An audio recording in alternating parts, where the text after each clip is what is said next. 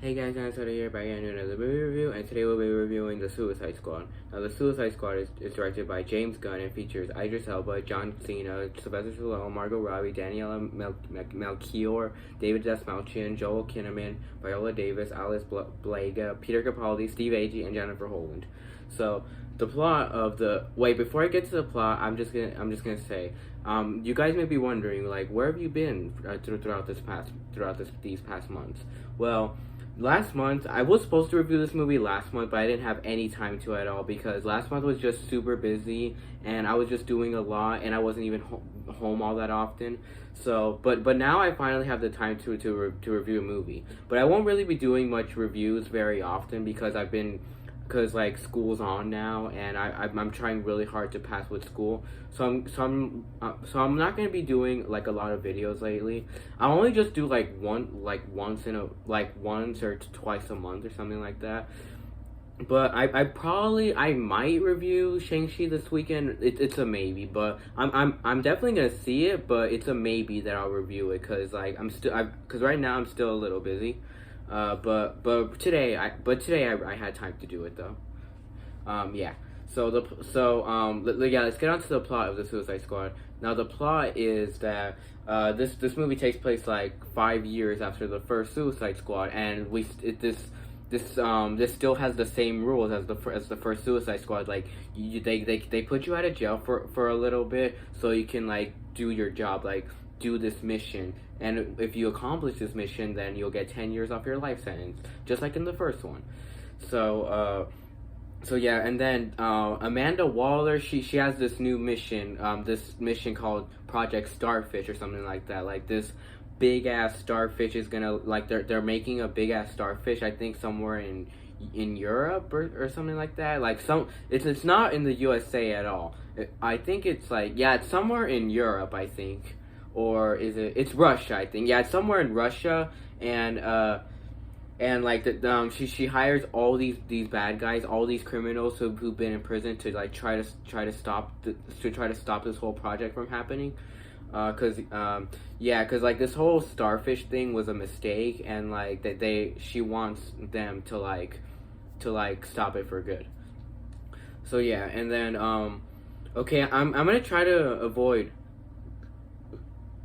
Wait, should I?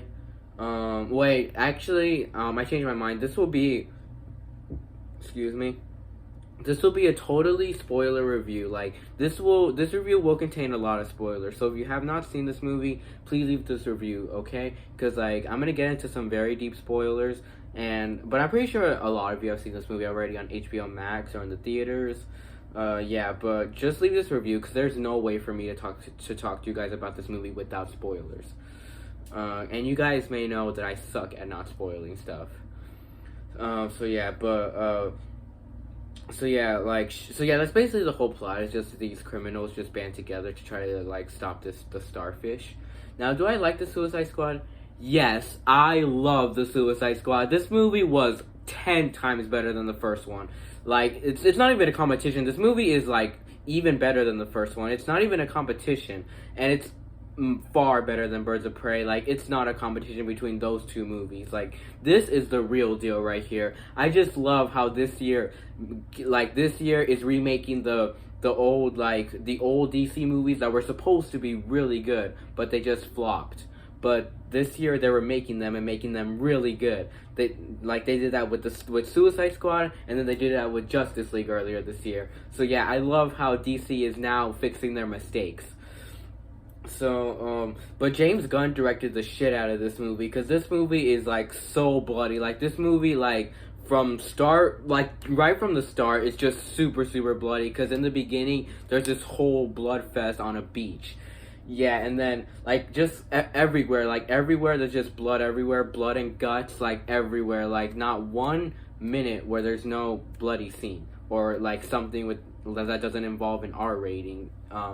Yeah, so, but this movie, yeah, like I said, this movie, for now, I think Zack Snyder's Justice League and this movie are the best movies of 2021, and also A Quiet Place Part 2 as well.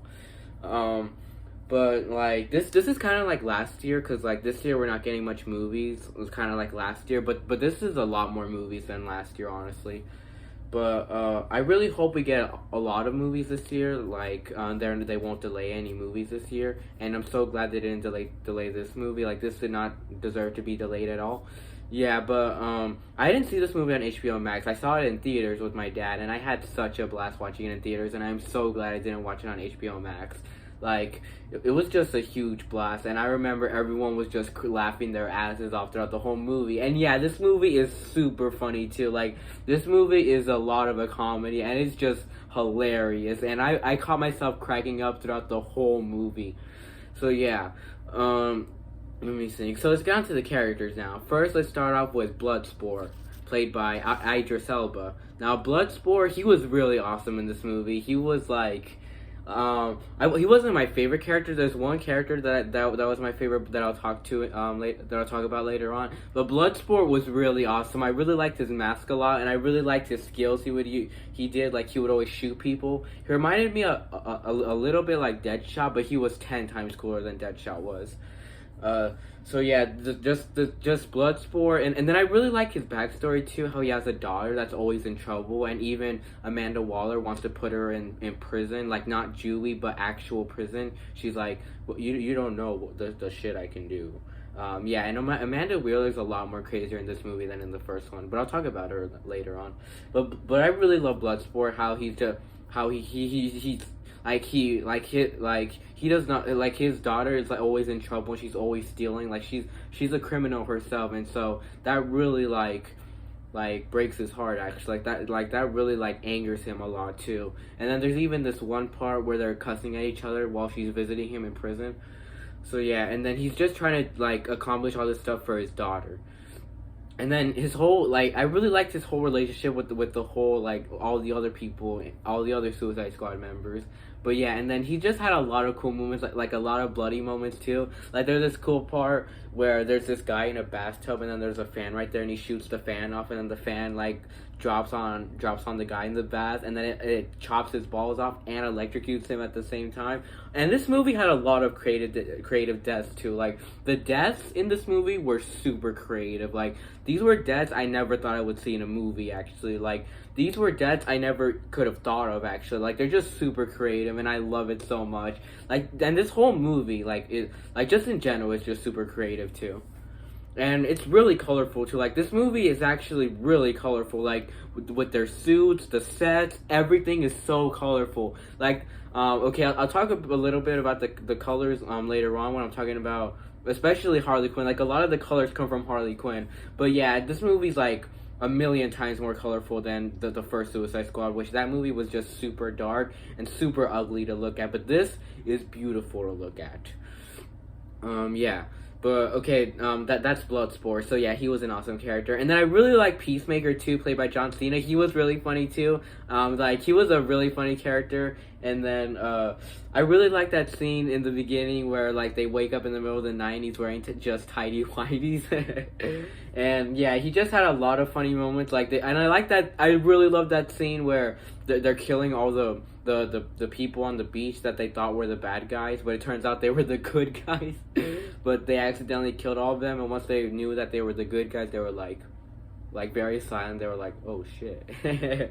But I like that scene a lot, where I think this was Peacemaker. Like he shoots someone with a dart, and then he explodes, and then he's like, and Bloodsport's like, "No one likes to show off," and Peacemaker's like, not unless your show off is awesome as fuck. Yeah, so he was just really funny, and he was just like, he had a lot of cool moments. And then he didn't really have much of a backstory, but he did have a bit of a backstory that most of, like, his name Peacemaker, like, he mostly puts it to himself, like, not to the people. Like, he mostly gives peace to himself, not to people, and I really like that a lot. And then we have King Shark, who was awesome as fuck. I love King Shark so much. He was just so funny. He honestly reminded me of Groot in a way, like Marvel's version of, like DC's version of Groot, but except a lot more violent and rated R. So yeah, but King Shark, he was just hilarious. Like I loved him so much, and I just all the scenes with him were just super entertaining. Like he couldn't really talk much. Like he would only just talk little words, and he would always say "num num" when there was like a snack right there. Yeah, and he would always love to eat people too. Like this was very violent. Like he would always like take people and eat them whole, and he would even like there's even this one cool scene where he chops a guy in half, and I'm just like, oh. Yeah, and then there's even this one scene where he's eating a guy's head, but he's eating it like if it's a chew toy. Yeah, so but just like despite him being all gory, like he's very sweet too. Like he was very sweet too. He had a lot of sweet moments, and he was just really nice and really chill to his friends. He tells them like. There's even this one funny scene where he tries to eat the rat catcher like during the middle of the night. uh, yeah, and then but then Bloodsport wakes him. He's like, "Stop!" And then Ratcatcher's like, "Would you eat your friend?" And he's like, "I don't have any friends. Like, what are friends? I don't have any friends." Yeah, but King Shark, he had a lot of funny moments. Like there was this one part where they were making the bomb. It was in the commercials too, where he was making a bomb and he made like a little stick figure out of the bombs. And there's even this part where they were talking through the walkies, and they're like, "What do you see? Tell me, is this plan going well?" And then they're like, "Yeah, I'm on top of the bell tower. Yeah, I see you up there." And then King Shark's like, "Bird," and he just sees a bird in front of him. Yeah, just all his scenes were hilarious. And then there's even this one funny scene where it was towards the end where there was like these whole group of like these new fishes, like these highly like these cloned fishes with like these really sharp teeth, and then he's like, "Friends, these are my new friends," and he's just running with them.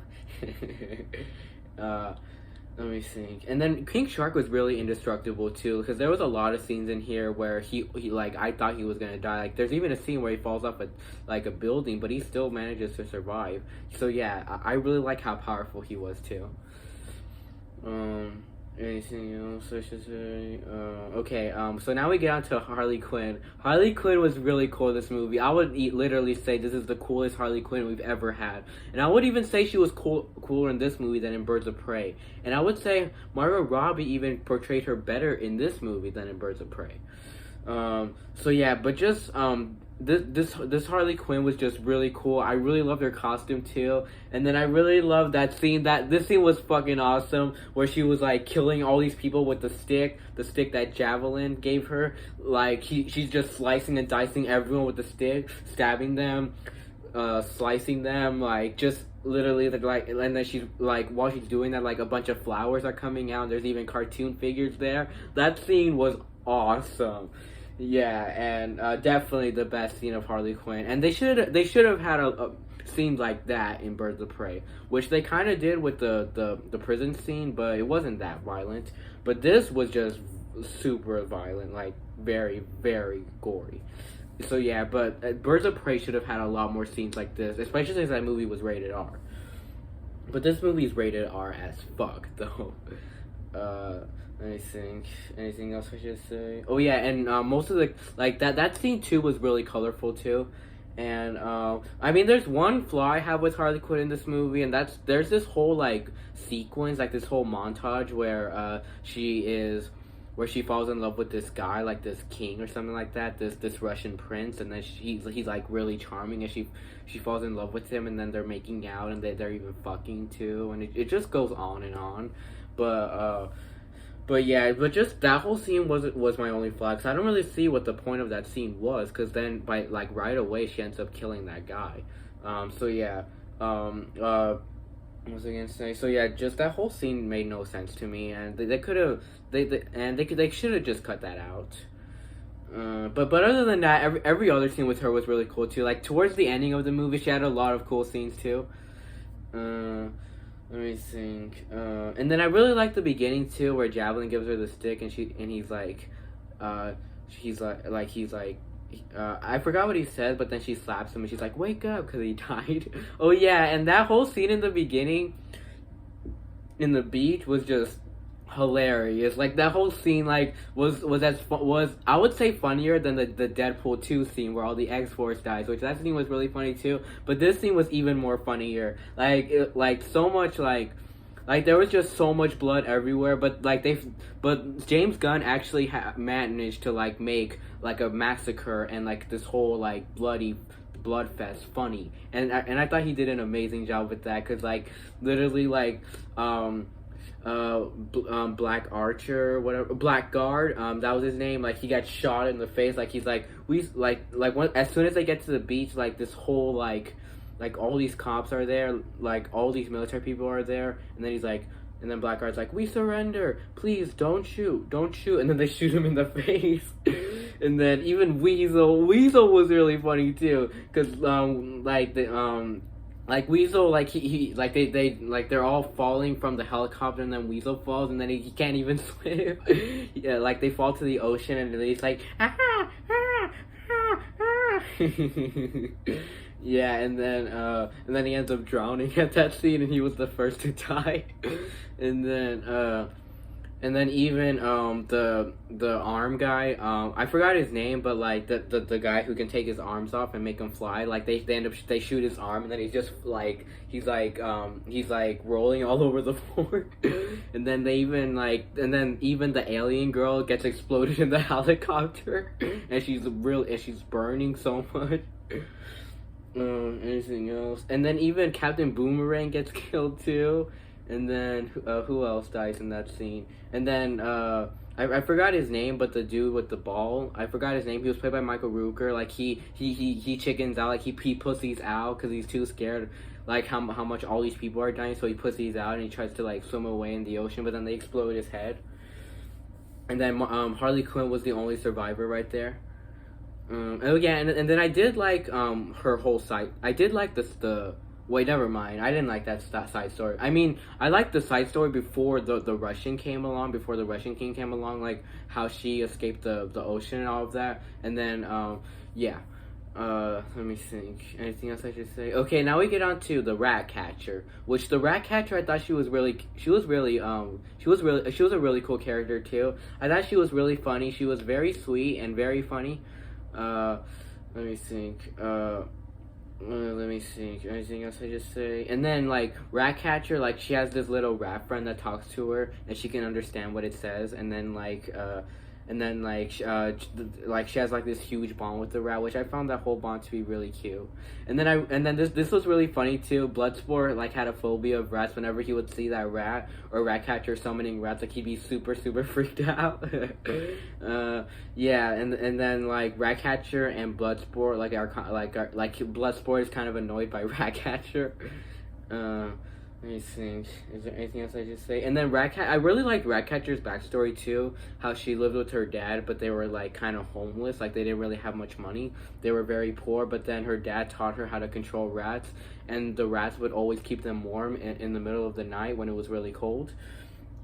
And then she's never been scared of rats. Like she's always loved rats her whole life. And then like rats have done so much for her. They even gave her food too. So yeah, just that whole thing was that whole backstory with Ratcatcher I thought was cute. Anything else I should say? And then I really liked the ending too, where she uses all the rats on the giant star, that giant starfish. Let me think. So yeah, I would say that Ratcatcher was the one that was most good out of all of them. Like she was the only one that was like legit a good person. I mean, besides from Polka Dot Man was a good person too.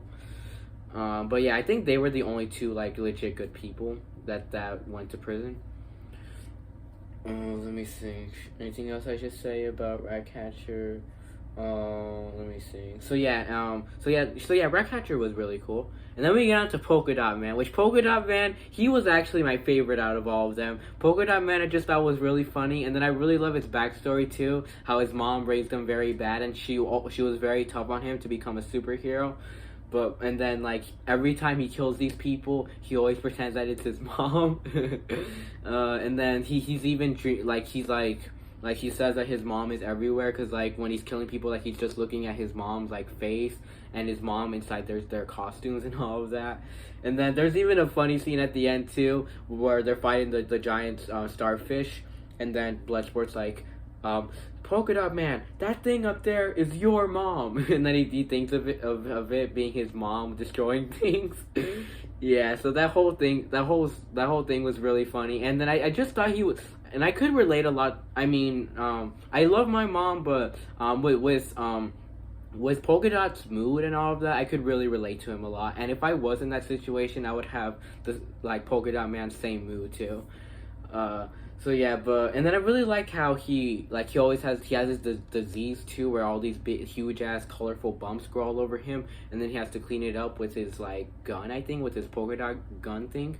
And then whenever he shoots out polka dots, like they're highly flammable and they melt people. Like if he shoots them to any people, then the people will melt. And I thought that was really cool. And then the way they had the people melt, I thought was really gross. I mean, gross in a good way. So yeah, and let me think.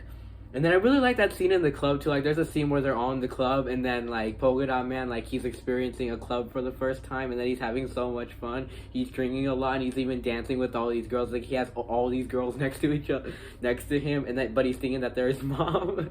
Yeah, just I would say Polka Dot Man was the funniest actually. Oh, wait, no, I take that back. King Shark was the funniest, but Polka Dot Man was another really funny one. Okay, and then we get on to, what was his name? Rick Flagg. Rick Flagg, he was a lot more cooler in this movie than in the first Suicide Squad. He was, like, I cared a lot more about, I didn't even care for him at all in the first Suicide Squad, but in here, I really cared for him a lot. Yeah, like, I really cared for him, and I didn't want anything bad to happen to him, and I really liked his whole plan, how he was getting all these Suicide Squad people to, like, move along in Russia, and he was encouraging them to, like, not do this and all of that, and this isn't a part of the plan and all this stuff.